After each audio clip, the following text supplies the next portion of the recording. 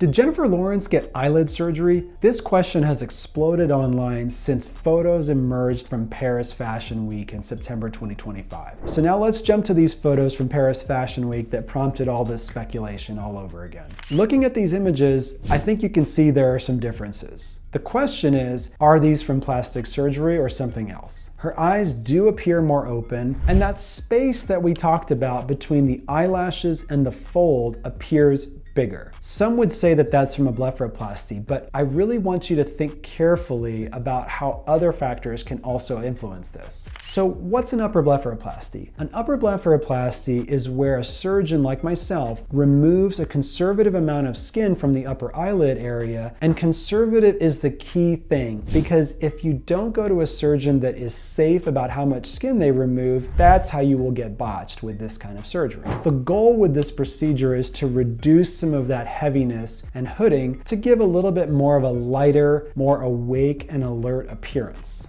That's the result that I try to achieve for every one of my patients. So this is where the analysis gets a little bit complex, because on the one hand, you can look at these photos from 2025 and say, wow, she had a really nicely done, conservative, natural looking upper blepharoplasty. But here's why I'm not sure. First of all, she's come out and said that she hasn't had eyelid surgery. She had an interview with Kylie Jenner in some magazine where she basically said that it was her makeup artist and that he's basically a plastic surgeon, what he can do with eye makeup. And certainly makeup can make a difference in terms of how your eyes look and how defined that crease appears. Some people wear eyelid tape, which you can cover up with makeup to more clearly define the crease to lift that fold. The second thing is that makeup can accentuate how the outer canthal area at the corner of the eyelid can look. The third thing to know is that depending on the facial expression that you're making when you have a photo taken, it can affect how that hooded upper eyelid skin sits. If I have my forehead relaxed and I'm not tilting my head up, the eyelids can look a little bit heavier and overhanging skin can hang more down. So another thing to consider is the natural aging process. So Jennifer Lawrence has noted herself that over time, since she was younger, she's lost some of the baby fat in her face, and a lot of us do. Basically, as we get older, some of the fat compartments where naturally fat is placed around the face can get a little bit deflated or devolumized and look more hollow, and sort of by gravitational descent go down in the face a little bit lower. This can especially affect the lower eyelid area and cheek area, but it can even affect the upper eyelid area. Sometimes people as they age just naturally get more hollow up there, and it's not because of weight loss or any other factors, it's just their genetics. Hope you enjoyed this video.